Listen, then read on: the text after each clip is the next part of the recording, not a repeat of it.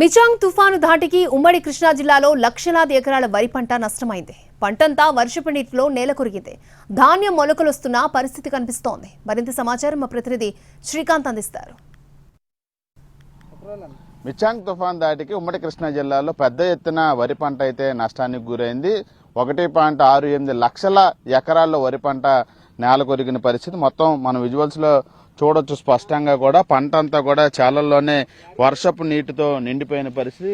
మొలకలు కూడా వస్తున్న పరిస్థితి మనం స్పష్టంగా కూడా చూడొచ్చు. ఇవంతా కూడా వీటికి సంబంధించి కోతకి రావాల్సిన సమయంలోనే మొత్తం వర్షపు నీరైతే నిలిచిపోయిన నేపథ్యంలో ఇదంతా కూడా ఇప్పుడు బయటికి తీయడానికి కూడా పనికిరాని పరిస్థితుల్లో అయితే ఈ వరి కొంకులు కూడా తయారైన పరిస్థితి కూడా ఉంది. రైతులందరూ కూడా తీవ్ర ఆవేదన కూడా వ్యక్తం చేస్తున్నారు. కొన్ని రోజుల్లో పంట చేతికి వస్తుందనుకున్న సమయంలోనే ఈ విధంగా పంట పొలాల్లో పెద్ద ఎత్తున ఈ వర్షపు నీరు నిలిచిపోయింది. దీన్ని తీయటానికి కూడా ఇంకా 4-5 రోజుల సమయం పడుతుంది. ఈ లోపునే దీనికి మొత్తం పంట అంతా కూడా నాశనమైన పరిస్థితి కూడా వచ్చిందని కూడా ఆవేదన వ్యక్తం చేస్తున్న నేపథ్యంలో మొత్తం కృష్ణా జిల్లా వ్యాప్తంగా కూడా ఈ 1.68 లక్షల ఎకరాల్లో వరి పంట సాగవుతుంది. 20,000 మెట్రిక్ టన్నుల ధాన్యాన్ని ఇప్పటికే పౌర సరఫరాల శాఖ అధికారులు మిల్లర్లకి అదేవిధంగా గోడౌన్లకి తరలించిన పంట పొలాలను మాత్రం వరి పంట అయితే ఈ ఈదురు గాలులకి మొత్తం నేల కొరిగింది. వర్షపు నీటితో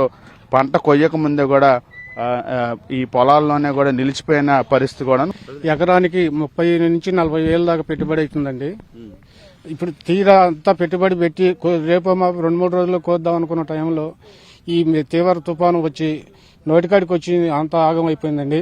ఏమో ఇబ్బంది పడుతుంది. 20 రోజుల దాకా ఇది ఒడ్డుకు రాదు. ఇంకా ఏం చేయాలో అర్థం కావట్లేదు. రైతుకి అర్థం కాని పరిస్థితిలో ఉంది.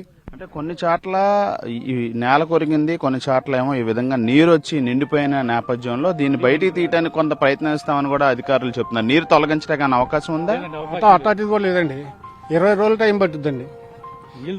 ఈ నీళ్లు తొలగించడానికి 20 రోజులు టైం పట్టుద్ది. ఈ లోపల మొలకొచ్చేస్తుంది మొత్తం. మీరు చెప్పండి, అసలు మీకు ఎన్ని ఎకరాలకు సంబంధించి మీకు పంట ఉంది వేశారు మీరు? మేము 5 ఎకరాలు వేసామండి. 5 ఎకరాలు కోతకొచ్చింది. కోతకొచ్చే టైంలో తుఫాన్ వచ్చేసింది. ఈ తుఫాన్ దెబ్బకి దీంట్లో పైసా వచ్చేది లేదండి. కోసినా కోత ఖర్చులు కూడా వస్తాయో రావో తెలియదు.